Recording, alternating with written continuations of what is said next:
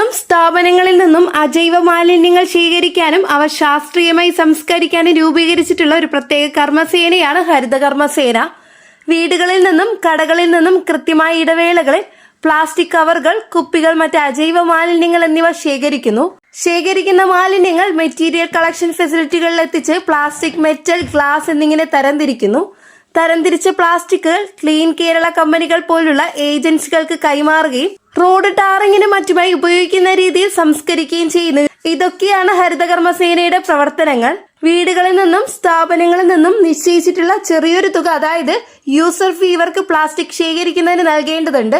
ഇത്തരത്തിലെ user ഫീ നൽകുന്നത് നിർബന്ധമാക്കിയതിനാൽ തന്നെ ഈ തുക നൽകാത്തവർക്ക് പഞ്ചായത്തുകളിലും മറ്റ് ആവശ്യങ്ങൾക്കും പോകുമ്പോൾ തടസ്സങ്ങൾ നേരിടാറുണ്ട്. അതായത് ഹരിതകർമ്മസേന യൂസർ ഫീ അടയ്ക്കേണ്ടത് നിർബന്ധമാണെന്നതാണ് സാരം.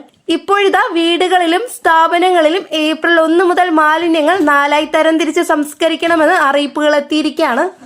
ഭക്ഷണാവശിഷ്ടങ്ങൾ ഉൾപ്പെടെയുള്ള ജൈവ മാലിന്യം, പ്ലാസ്റ്റിക് ഉൾപ്പെടെയുള്ള അജൈവ മാലിന്യം, സാനിറ്ററി മാലിന്യം, നാപ്കിൻ, ഡയപ്പർ, ടിഷ്യൂ പേപ്പർ, പ്രത്യേക പരിചരണം ആവശ്യമുള്ള മാലിന്യങ്ങൾ, തടി, ചിരട്ട, ബയോമെഡിക്കൽ, രാസവസ്തുക്കൾ എന്നിവ ഇങ്ങനെയാണ് തരംതിരിക്കേണ്ടത്. കേന്ദ്ര സർക്കാരിന്റെ പരിഷ്കരിച്ച ഖരമാലിന്യ സംസ്കരണ ചട്ടങ്ങളും ഫെബ്രുവരി 19 സുപ്രീം കോടതിയുടെ നിർദ്ദേശങ്ങളും അടിസ്ഥാനമാക്കിയാണിത്.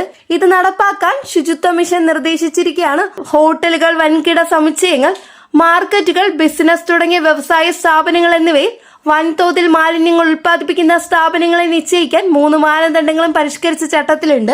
20,000 ചതുരശ്ര മീറ്റർ അല്ലെങ്കിൽ അതിലധികം തറ വിസ്തീർണമുള്ള കെട്ടിടങ്ങൾ, പ്രതിദിനം 40,000 ലിറ്റർ അല്ലെങ്കിൽ അതിലധികം വെള്ളം ഉപയോഗിക്കുന്നവർ, പ്രതിദിനം 100 കിലോഗ്രാമിലധികം ഖരമാലിന്യം തള്ളുന്നവർ എന്നിവയിൽ ഏതെങ്കിലും ഒന്ന് ബാധകമായവർ ഈ വിഭാഗത്തിൽപ്പെടുന്നു.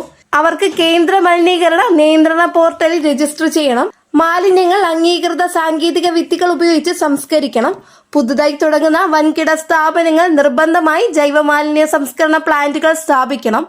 ഭക്ഷണാവശിഷ്ടങ്ങൾ, ഡിസ്പോസിബിൾ പ്ലേറ്റുകൾ, കപ്പുകൾ, കാനുകൾ, കവറുകൾ, ചിരട്ടകൾ, പച്ചക്കറി അവശിഷ്ടങ്ങൾ തുടങ്ങിയവ ശേഖരിക്കാനായി ഉചിതമായ കണ്ടെയ്നറുകൾ തെരുവ് കച്ചവടക്കാർ കരുതണം. 100-ലധികം ആളുകൾ പങ്കെടുക്കുന്ന പരിപാടികൾ നടക്കുമ്പോൾ 3 ദിവസം മുമ്പ് ബന്ധപ്പെട്ട സ്ഥാപനത്തെ അറിയിക്കണം.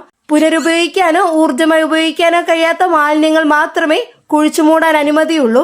കേരളത്തിന്റെ ശുചിത്വ ഭൂപടത്തിൽ വിപ്ലവകരമായ മാറ്റങ്ങൾക്ക് ഹരിതകർമ്മസേനയും പുതിയ മാലിന്യ സംസ്കരണ ചട്ടങ്ങളും വഴിതെളിയിക്കുന്നു. വെറും ഒരു മാലിന്യ ശേഖരണ സംവിധാനം എന്നതിലുപരി ശാസ്ത്രീയ സംസ്കരണത്തിലൂടെയും കർശന നിയമപാലനത്തിലൂടെയും പരിസ്ഥിതി സൗഹൃദമായ ഒരു നവകേരളം സൃഷ്ടിക്കുകയാണ് ഇതിന്റെ ലക്ഷ്യം. മാലിന്യങ്ങൾ 4 തരംതിരിക്കണമെന്ന പുതിയ നിർദ്ദേശം നടപ്പിലാക്കുന്നതിലൂടെ ഉറവിടത്തിൽ തന്നെ മാലിന്യ സംസ്കരണം കൂടുതൽ കാര്യക്ഷമമാകും. വൻകിട സ്ഥാപനങ്ങൾക്ക് നിശ്ചയിച്ചിട്ടുള്ള കർശന മാനദണ്ഡങ്ങളും യൂസർ ഫീ നിർബന്ധമാക്കിയ നടപടിയും പൊതുജനങ്ങളിലും സ്ഥാപന ഉടമകളിലും ഉത്തരവാദിത്വബോധം വളർത്താൻ സഹായിക്കും. സർക്കാരിന്റെയും തദ്ദേശ സ്വയംഭരണ സ്ഥാപനങ്ങളുടെയും ഈ ശ്രമങ്ങളോട് പൂർണ്ണമായി സഹകരിക്കുകയും ഹരിതകർമ്മസേനയുടെ പ്രവർത്തനങ്ങളെ പിന്തുണയ്ക്കുകയും ചെയ്യേണ്ടത് ഓരോ പൗരന്റെയും കടമയാണ്. മാലിന്യയുക്തമായ ഒരു ഭാവി തലമുറയ്ക്ക് ഈ നിയമങ്ങൾ അച്ചടക്കത്തോടെ പാലിക്കണമെന്ന് നിർദ്ദേശിക്കുന്നു. വളരെ പ്രധാനപ്പെട്ട ഒരു ഇൻഫർമേഷൻസ് ആണ് ഇന്നത്തെ വീഡിയോയിലൂടെ ഷെയർ ചെയ്തിട്ടുള്ളത്. ഈ ഒരു വീഡിയോ ഉപകാരപ്രദമായ ഈ ഒരു ഇൻഫർമേഷൻ മറ്റുള്ളവരിലേക്ക് ഷെയർ ചെയ്തെത്തിക്കുക. ചാനൽ വീഡിയോ ആദ്യമായിട്ട് കാണുന്നവർ സബ്സ്ക്രൈബ് ചെയ്യാൻ മറക്കരുത്.